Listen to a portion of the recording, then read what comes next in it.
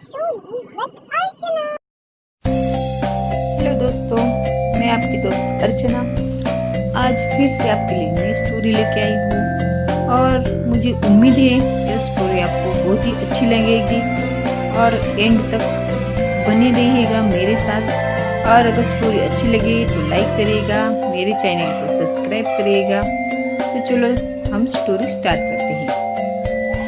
एक विद्वान साधु थे जो दुनियादारी से दूर रहते थे और अपनी ईमानदारी और सच्चाई की वजह से वो बहुत ही प्रसिद्ध थे। अभी एक बार वो पानी की प्यास से लंबी यात्रा पर निकल गए। अभी यात्रा के लिए निकले थे तो उनके पास पर्याप्त धन भी था और उनके पास एक बहुत ही बेशकीमती हीरा भी था। ये जो हीरा था उसे एक राजा ने ईमानदारी से प्रसन्न होकर भेंट स्वरूप उसे विद्वान साधु को दिया हुआ था और वह साधु इस हीरे को अपने पास न रखकर किसी अन्य राजा को देने के लिए यात्रा कर रहा था। यात्रा के दौरान साधु की जान पहचान दूसरी यात्रियों के साथ हो गई।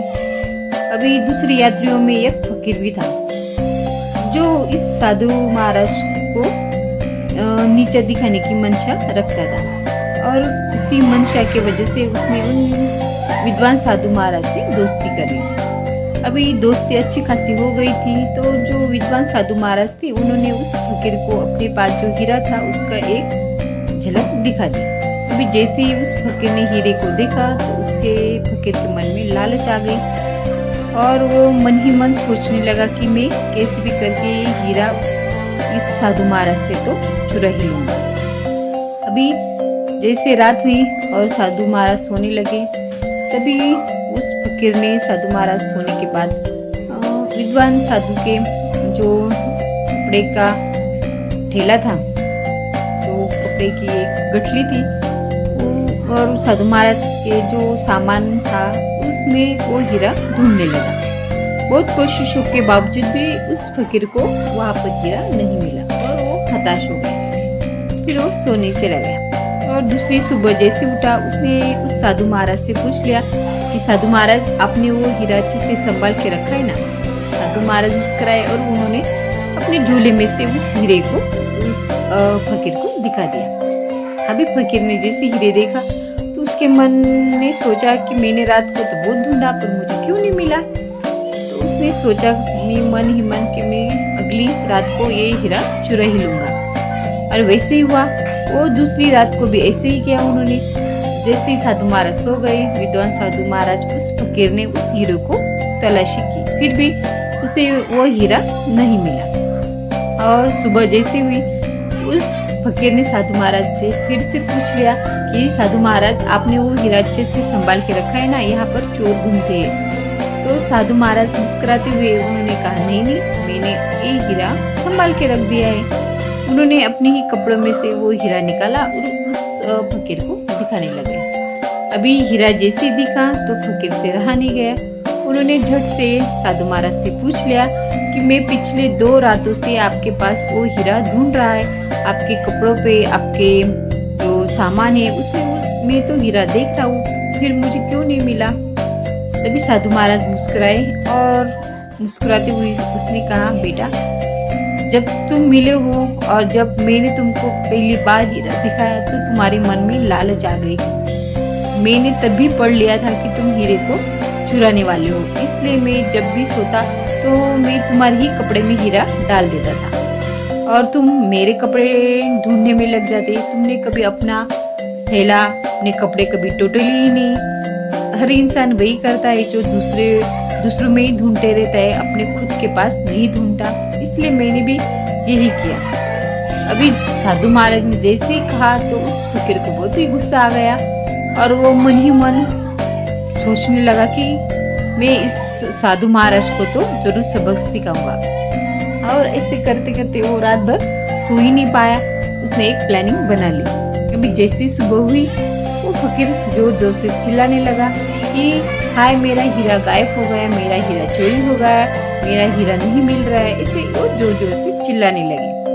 अभी वो जोर से चिल्लाने लगे तो जहाज के जो कर्मचारी थे वो तुरंत ही भागकर उस फकीर के पास आ गए और कहा कि आप चिंता मत करो, जिस किसी ने भी अगर हीरा चुराया होगा तो यही जांच पे होगा, हम सबकी तलाशी लेंगे और उस हीरे को हम पता लगा लेंगे। अभी वो कर्मचारी जुट गए अपने काम में, सबकी जो यात्री थे उनकी उन्होंने तलाशी ले ली।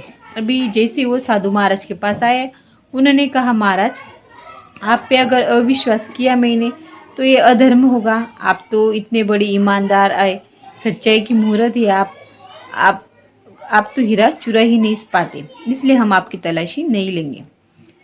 तभी जो साधु महाराज थे उन्होंने कहा नहीं, जिसका हीरा चोरी हुआ है उसके मन में शंका बनी रहेगी, इसलिए मेरी भी तलाशी ली जाए। बाबा की भी तलाशी ली गई, उनके पास से भी कुछ नहीं मिला।